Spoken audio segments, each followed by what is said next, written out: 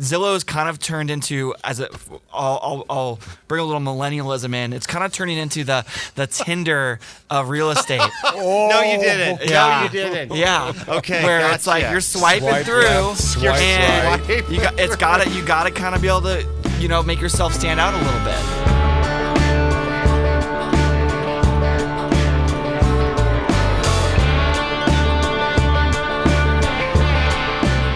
Well, as we go to as we kind of move focus to our local real estate stories, about once a quarter, I like to get a property management expert in here to talk to us. So I'd like to welcome to the show with us today. We've got with us Mr. Brett Patrick with Kenmore Team Property Management. Brett, welcome to the show. Yes. Thanks for having me, guys. How's everything been going in your world? It's been good. It's been a good first quarter for sure. Okay, so I brought a property management story, and then I'm gonna get your take on this, Brett. So because this is an interesting pivot that I saw. So earlier in the week, this week, Redfin, which is a more like a national portal, Redfin cut a deal to syndicate their multifamily rental listings with Zillow. In fact, Zillow basically,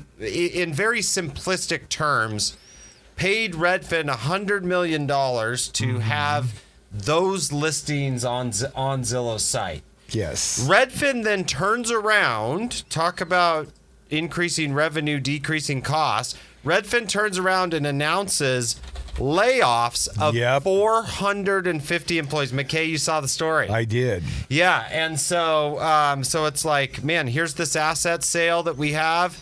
Sales in real estate, probably revenue was down a little bit with that model, and they're like, here's how we make up the difference. But I thought what was interesting about the story as I dug into it is that last year Zillow had 37,000 multifamily properties on their platform. They increased that to 50,000 multifamily properties last year, and they're looking at going to 140,000 rentals. Wow. On their platform. And Brett, we've talked on this show, not when you've been here, but John and I have talked on the show about with housing affordability being where it's at, that portions of the nation becoming a rental nation. A lot of people renting. And so what's your take on this syndication of additional listings and Zillow kind of making a play to be like the rental MLS? Yeah, it's really interesting. My first kind of thought of that is when we're listing rental properties specifically, I guess, multifamily in this case, but any rental properties, the importance of making your property stand out when when those people are just going to be scrolling through Zillow looking for a rental. There's not going to be 50 anymore. There could be 100 or other options there. Yeah. So that is kind of where the first thing that I think is just like the competition is going to be a whole different game there, I think. Yeah, absolutely. And I know you guys go through and do a great job with marketing and pictures and that type of stuff, and that's an extra step. Yeah, for sure. Yeah, market. I mean, it's a conversation I have a lot with people. Is the importance of quality marketing and photos and making sure that the property is what in our case rent ready, how we call it, when we're putting it on the market, because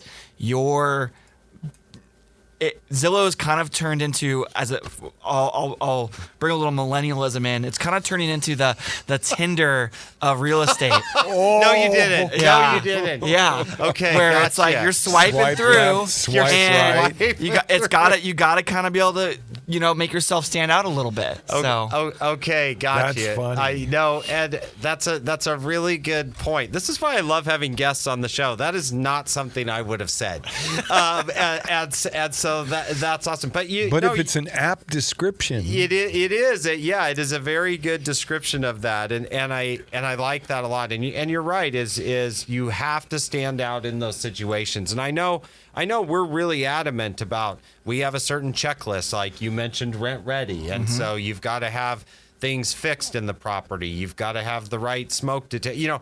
I always tell people it's different when it is very hard when someone has been living in a property and then decides to rent it out.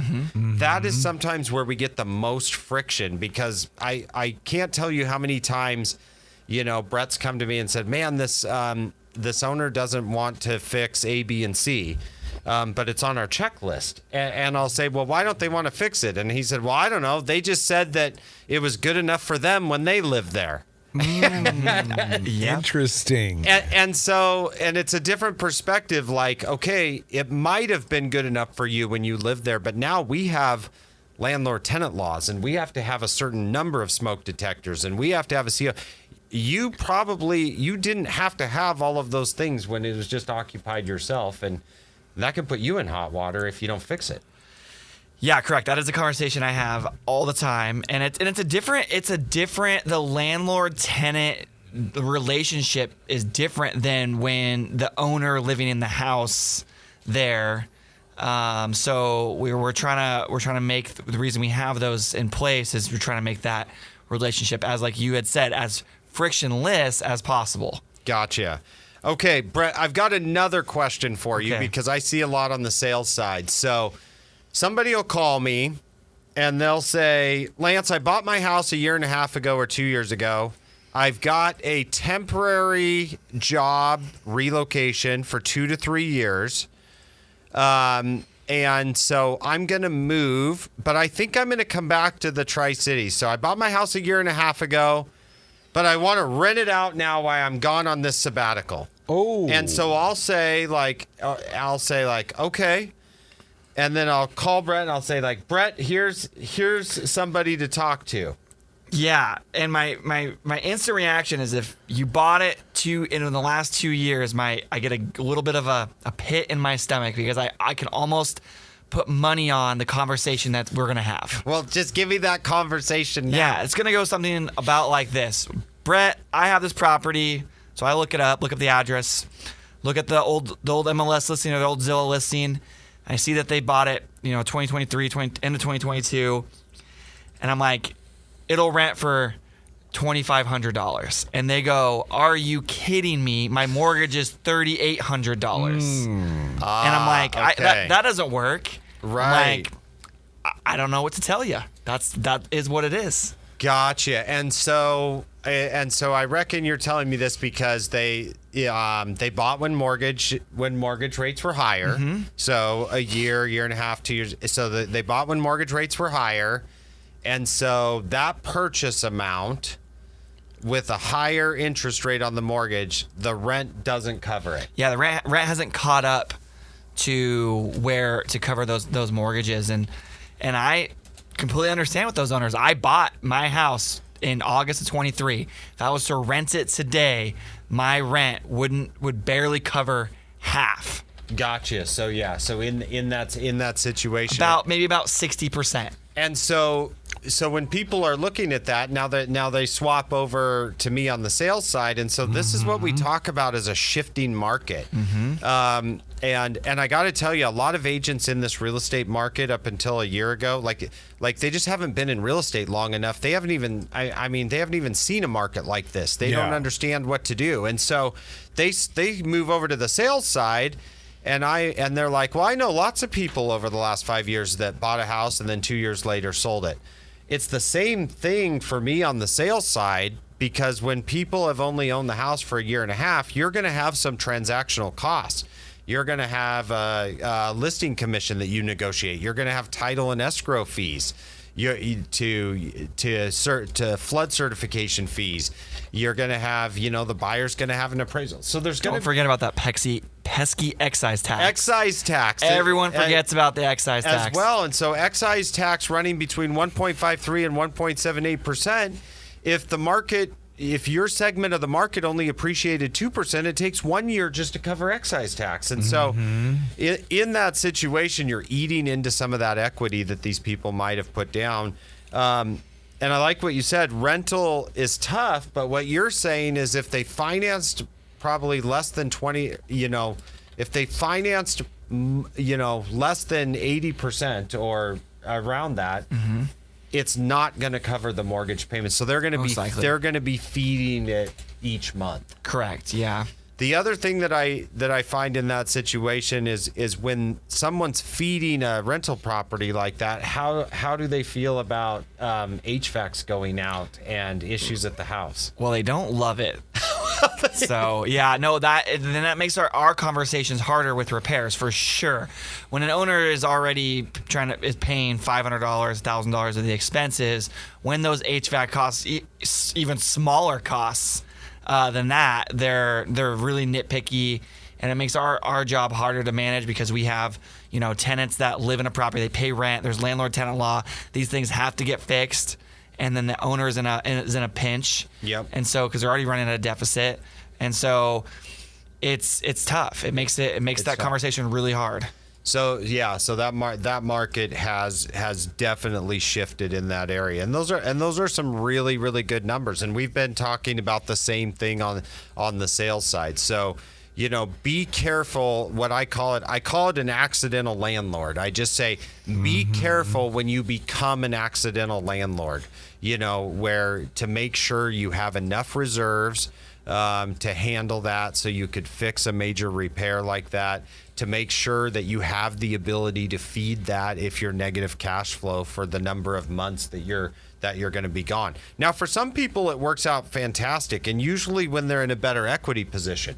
So, like if someone's lived in a house for 20 years, now their kids have grown and gone, and they're like, hey, we're going to go on a 3-year adventure and sabbatical and travel.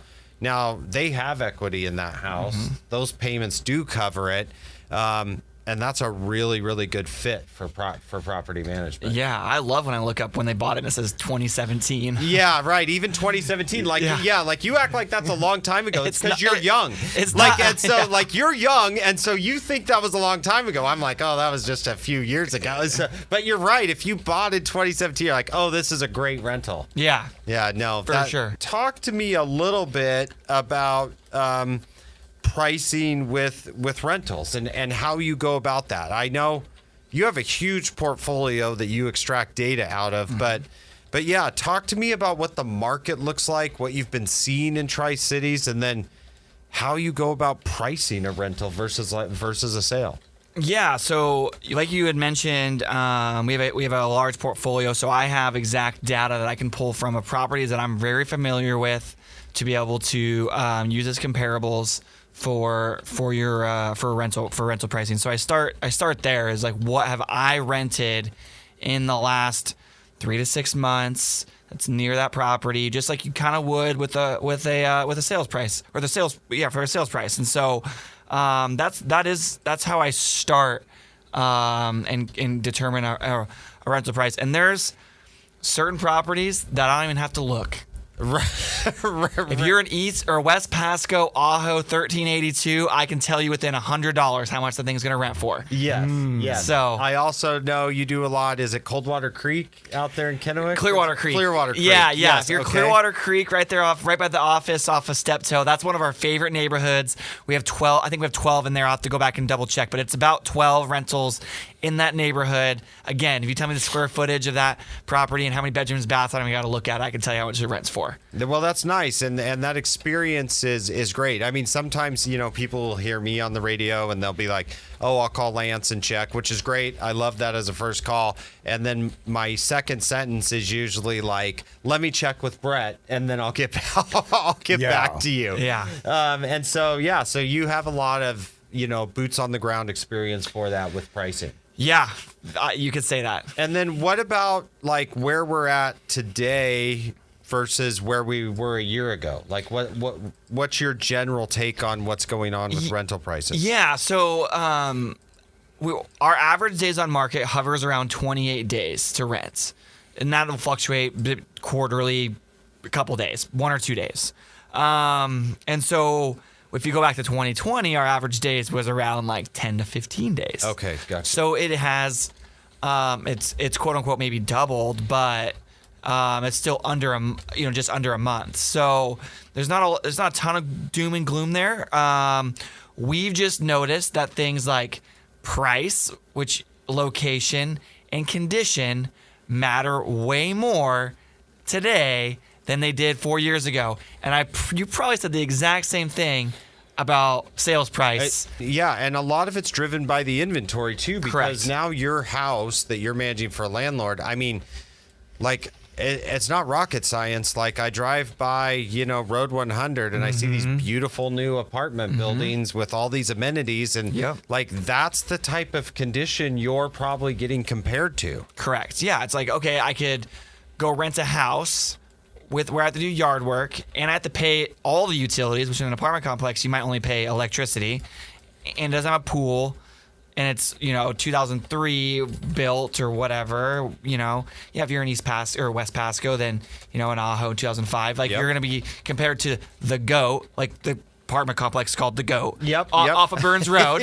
Yeah, It's my yep. favorite one just because of the name. We'll get into that. But yeah, you're gonna be this nice new apartment complex with a pool and maybe a workout room, and that's the same price as yours. Yep. It's a common misconception actually, is that your single family property is worth more than a apartment complex, and we can get into all that, which we don't have time to. I could spend a whole hour on why that is. Right. But it's just they're different markets. So, There's different markets for sure. So when you're going over I know a lot of landlords, and even myself, when I'm investing in something, like to me, like the money matters. So Totally. there's a lot of stuff that you take care of, but I'm going to look at a statement at the end of the month, and I know that money's going to matter. And so what happens if, I'm trying to push the limit a little bit though? Like you say, I think this should rent for $2,000. I'm like, Brett, no, like the numbers, I've done all my numbers, and I want you to try to do it for $2,200. Like what happens next? Yeah, so there's the most common, especially for new investors or accidental landlords. More seasoned investors, people who've been doing this a long time know this, but what people don't understand is how expensive vacancy is. So, Okay. like, I'm talking like the time that takes to get the property rented, or in between tenants, or that's kind of what I'm referring to. So, if your property rents, you're trying to get $2,200, and it takes a month to get that. We'll just say it does. We take 30 days to get that. You just spent just $2,200 just in lost rents from Okay. vacancy costs. That's not counting repairs if you had a previous tenant. That's not counting utilities. That's not counting a bunch of other things in there. So Okay. so that alone. Now I always try to, if I say the property can rent for $2,000 and you're trying to rent it for $2,200, Yep. I'm fairly confident that we're gonna probably have to do a price reduction. I've been wrong, so I'm not. Things happen, But that's 10% though, and you're It's like 10%. Man, I Yeah. know it closer than 10%, and so. Yep. So where before you said that your average days on the market to rent is 28 days, but I'm assuming that's at the price you recommend. Correct. In general. And Correct. so I told you, no, I know more than you. I want 2,200. Yep. And then at the end of 30 days, it has not rented. And then I looked at my caller ID and I see you're calling me. Yep. And so now you say when I reduce it to the 2,000, it's going to take me another 28 days to get a tenant in there. But potentially, yeah. So I've lost 4,400. Well, not 4,400. That was my price. I've lost 4,000. Yep. I've lost $4,000 in vacancy. Correct. Okay. Because you're having to kind of start all over again. Correct. Right. Where if I would have Correct. just taken the lower amount at 2,000, you would have had it done in 28 days. Correct. On Okay, average. Yep. gotcha. Yeah. I get that. So that's a big cost. Yeah. Yeah. And so that's Well, you just can't something- just go, boop, boop, here's a tenant. Yeah. Yeah. Yeah, especially with screening and all It's the not like requirements. whack-a-mole. No, Yeah, no. and you Okay. don't want to rush through a screening, which again, another radio show about screening. But, We only have a 30-minute show. So okay, so pricing has become a big factor for you in that situation. I will definitely keep an eye on that, and that's good for our landlords to Yeah, hear for about. sure. Now, I know off the air, we don't have a ton of time left, but off the air, you had mentioned to me between our break real quick that you said recently you were doing a few more midterm rentals. What did you mean by that? Yeah, so for certain situations and certain people, doing rentals where we're a minimum 3-month lease and up to, depends on the situation, but they might want to do something like a minimum 3-month to 6-month, has become a little bit of a niche that we're starting to see pop up, and we've been kind of able to fill. Okay, so 3 to 6 month rental, because a lot of times people want a year lease, like Correct. For sure. So those are harder to find. Correct. Yeah. So we're doing, and in these cases, they are furnished. So, Oh, wow. Okay. Yeah. So, and it's something that we're starting to see some success in, because with, it's not an Airbnb, so we're not getting some random person who just signed up on Airbnb. Okay. Where we are screening that person, so it's an in between. Like, hey, I have a special case. I can't have a year lease for whatever reason. Okay. I can't have it locked in for a year, but I could do a 3 to 6 month and be flexible. But I don't want to do Airbnb because whether that's too risky for me, or maybe my HOA doesn't allow it, or I live in City Pasco and they have a 30-day rent minimum. Whatever the situation is. Oh yeah, and some of the HOAs even are not allowing Airbnb. Correct. Yeah, Okay. yeah. And so, but I need to come back in the summer for 3 months, or whatever the situation is. I've heard them all. So we're seeing some success in that, and with that niche of midterm rentals. Okay. Do you have any of those right now? Yeah, I have one right now. Okay. In South Richland on Purple Sage Loop, I Okay. Yep. believe. Nice area. Okay, Yeah, so yep. it's like 2,400 square feet, 3-bedroom, 2-bath, office, 3-car garage, really nice. And we put it up, and it's already has an application on it, and that one's gonna be $3,200 a month. Okay, so they definitely, because it's furnished and it's short term, you pay a little more. Yeah, it's actually not even the furnishing. It's the allowing for the short-term flexible lease options, which And is then what there's- gets that extra money. And there's turnover for sure. Correct. Man, where were you when my kids had college internships in random towns across the U.S.? Yeah, and so Like, we're I mean, that would have been something like, that's something I would look for Yeah. in that. Like my kid has an internship there, and they get a housing loss, but Yeah. I don't want to furnish a place for them to stay. Yeah. For 3 months. Plus, Airbnb nightly fees are astronomical. So this is a good option. Yep. Yeah. Or, I mean, we always hear, I think it's been, over hyped a little bit, but like you know what I'm going to say. Yeah, I'm going I to say do. traveling nurses. Yeah. Like, people call me all the time. Oh, just rent it to traveling nurses. They pay millions of dollars for Yeah, them to stay which somewhere. we do find those every now and then. Like my condo that I have furnished was to a traveling nurse at Cadlick. Okay, gotcha. But the Okay. recent application that we got for this rental in South Richland is for someone wanting to finish building, and they're in between a little bit. So they sold their house. Correct. And it's like the new one's not done for 3 months and all their stuff's in storage. Correct. Let's just not unpack it twice. And okay, it's a good Yeah. option. There's a lot of options for that. Yeah. Well, very, very, very cool. Well, Brett, thanks for being on the show. As always, we're right. We ran out of time. I think we're now into somebody else's show.